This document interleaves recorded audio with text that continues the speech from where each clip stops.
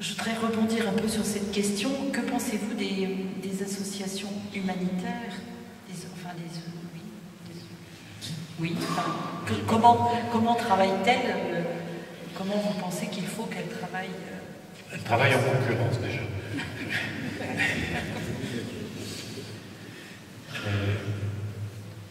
Il n'y a pas très longtemps qu'on dit humanitaire. Avant, c'était association caritative. Mais caritative, ça fait un peu vieux jeu, quoi. Et c'est dans le tournant des années 70 qu'on appelait humanitaire. C'est dommage parce que caritatif, ça me plaisait bien. Toujours est-il que des sociétés anciennes comme la nôtre, évidemment, c'était les chrétiens, c'est le secours catholique. Les protestants, si les cathos font ça, il y a la CIMAD qui s'est mis à... Et puis, on est un pays qui a été très imprégné de politique et de marxisme. Il y a eu le Secours populaire qui était une ONG très politisée. Il ne l'est plus maintenant, mais je vous parle quand elles ont été fondées, c'est après-guerre. Je peux dire que du bien de Médecins sans frontières.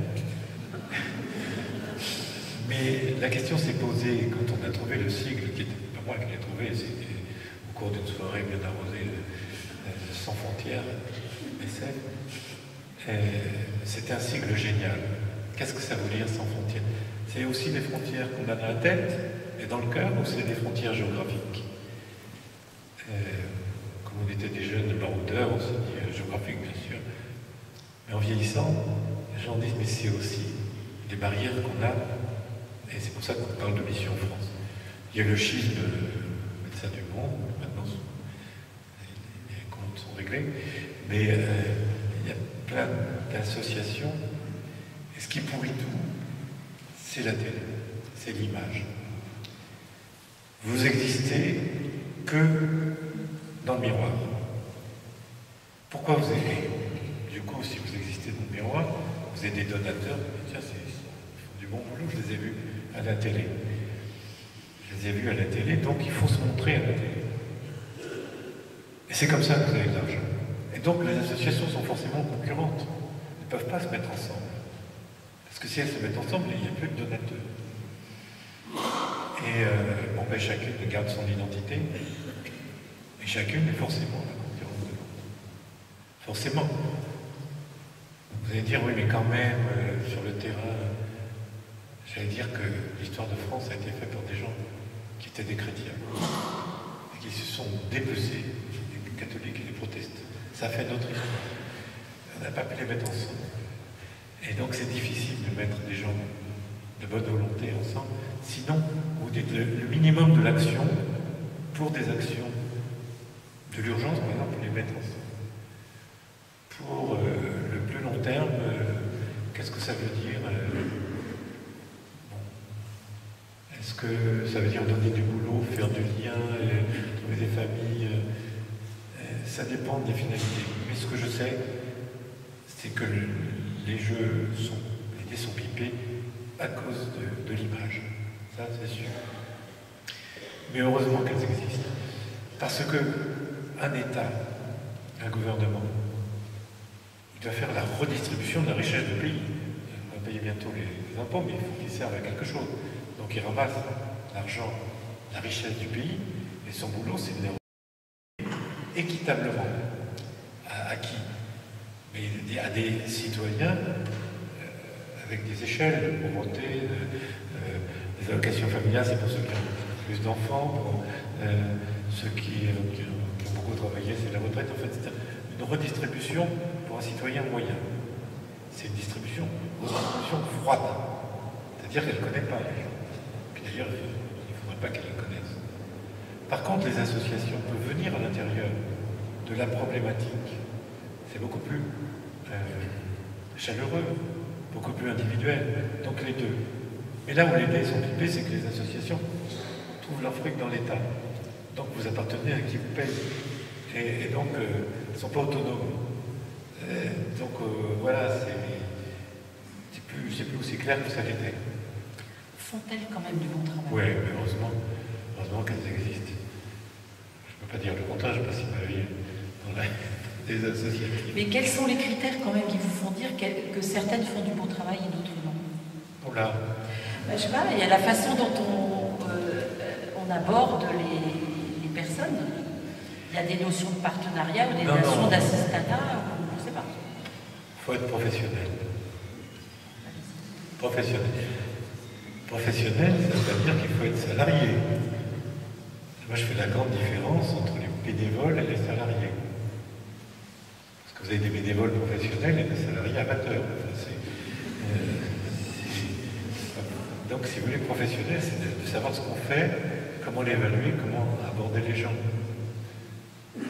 Et surtout, quand vous aidez les gens, vous le faites pragmatiquement. Il ne faut pas s'attendre à un retour. C'est comme le médecin, il dit, vous avez une crise de colique néphrétique où les gens, vous faites votre piqûre, vous n'attendez pas à ce que les gens payent, puis c'est bien. Vous n'attendez pas à ce que les gens vous envoient des fleurs toute votre vie. Les associations, c'est pareil, vous faites du boulot parce que vous avez envie de le faire. Puis il n'y a pas de retour, puis il ne peut pas y en avoir. Puis on ne devient pas copain. Les gens disent, j'ai des amis dans la rue. Non, pas vrai. Les amis, vous ne donnerez pas les enfants à garder, vos amis. Donc, non, il faut du respect. Du respect, de la distance.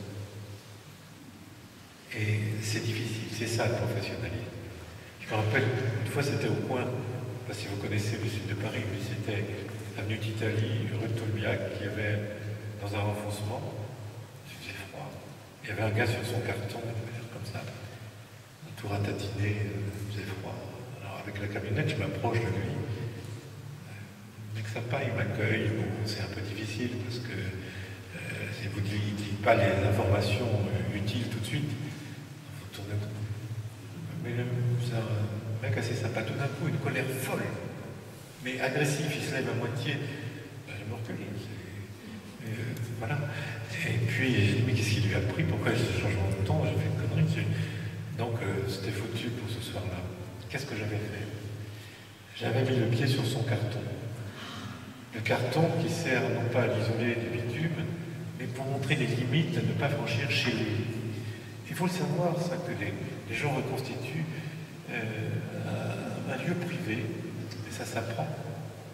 On ne s'approche pas avec... Il n'y a pas trois mecs qui partent ensemble, qui parlent. Il faut une seule personne. Il faut un ton neutre. Ils ont l'habitude de recevoir des ordres avec 50 mots de vocabulaire. Le respect, c'est d'avoir une conversation lente. Les gens ils reviennent toujours, c'est circulaire, c'est victime, c'est baveux, vous n'arrivez pas à sortir d'avoir l'information vraiment longtemps. Il faut perdre une demi-heure. Il faut le faire. Donc c'est ça le professionnalisme. Il ne veut pas venir ce soir, pourquoi il quitterait son coin? Si vous dites, tiens, ce soir, tu vas à Wellington, 5 étoiles, est-ce que tu me suis? Il dit oui.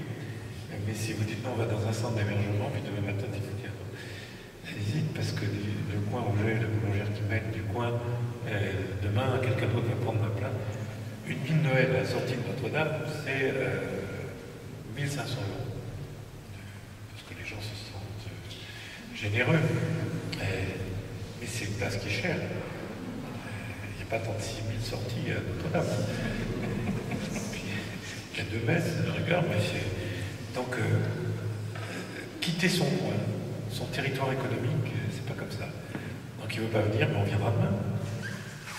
Et puis, bon, il préfère... il va faire froid 3 jours, 3 nuits, d'accord, je vais bien me couvrir. Mais si je pars maintenant, quand je reviens, il y aura quelqu'un d'autre. Donc, vous voyez, professionnel et patient. On joue avec le temps. Puis le souci de l'autre, moi je dirais qu'il faut avoir quelque chose dans les deux. Il faut avoir la connaissance que le phénomène humain, c'est pas gratuit.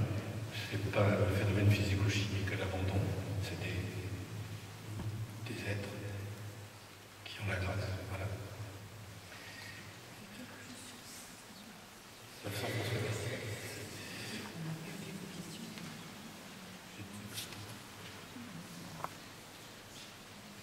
C'est vous qui m'avez tout piqué.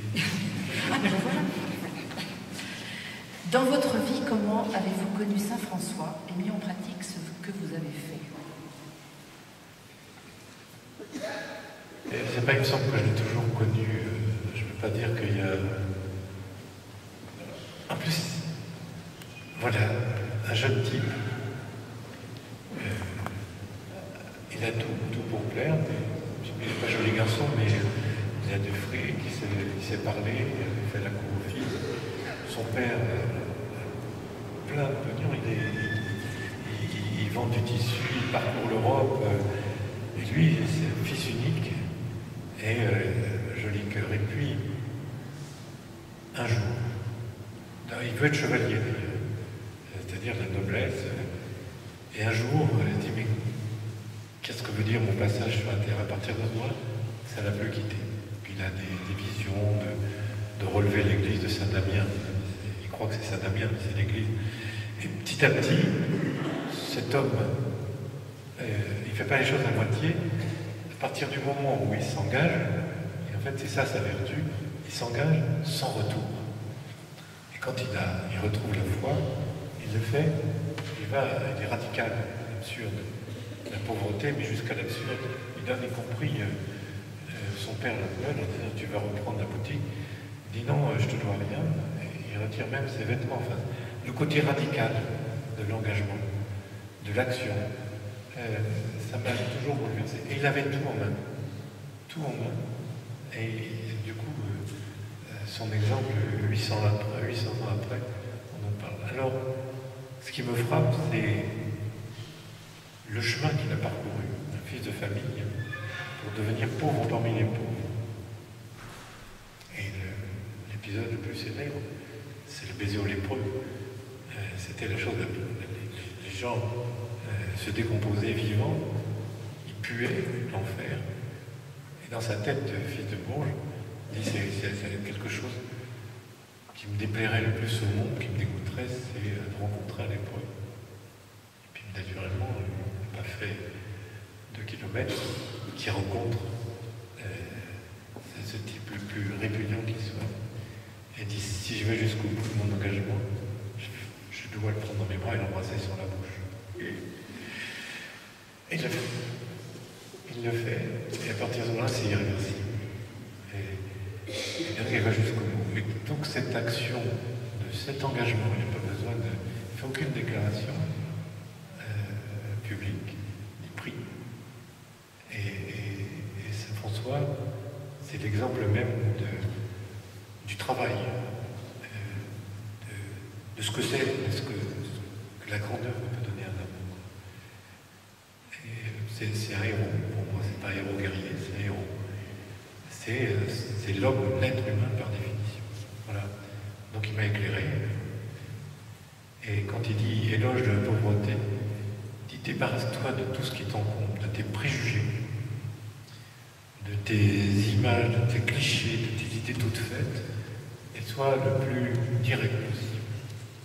C'est comme ça que tu rencontreras la divinité.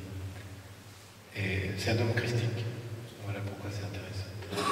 Pourquoi ça m'a éclairé comme ça éclaire tout le monde. Moi, mes actions ont été totalement laïques. Et j'ai jamais cherché à parler quand il y a une connivence, quand on sait à qui on parle. Mon engagement est secret. Enfin, ça ne serait pas reçu, alors autant le garder secret. Et puis, les actes doivent être laïques. Faites pas des actions chrétiennes, protestantes, faites des actions pragmatiques. Quoi. Voilà. Merci beaucoup.